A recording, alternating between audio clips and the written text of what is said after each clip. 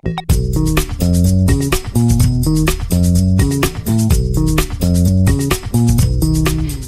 IET Kausta Lietuvos statybų rinkoje turinti beveik 42 metų patirtį, viena iš nedaugelio įmonių šalyje tiesiogiai parduodančių pačių statybų butus, norėdama pasisemti patirties, pasidomėjo, kągi mūsų mažieji mano apie statybų procesą. Kodėl žmonės stato namus? Kad turėtų kur gyventi.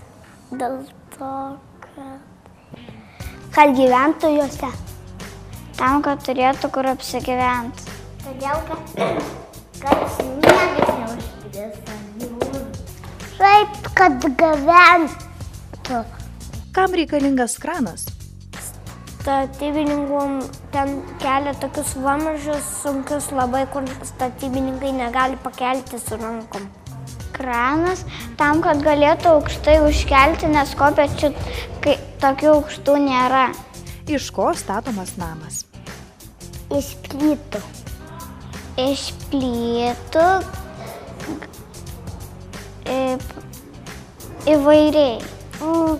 Ir bokšto. O kam reikalingi vamzdžiai?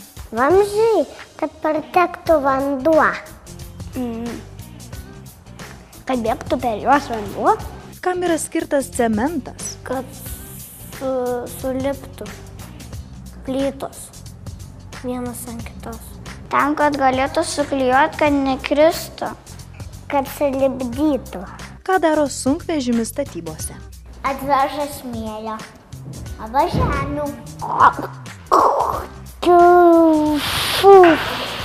Sunkvežimis, kad atvežtų viską.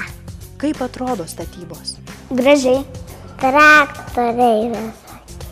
Aptverta turi būti, kad nieks neįtų ir dar nesusižeistų. Tokios negražios, nes labai ten nešvaru būna, kai dirba ten gręžia visur. Tai būna nešvaru ir negražu, paskui būna labai gražu.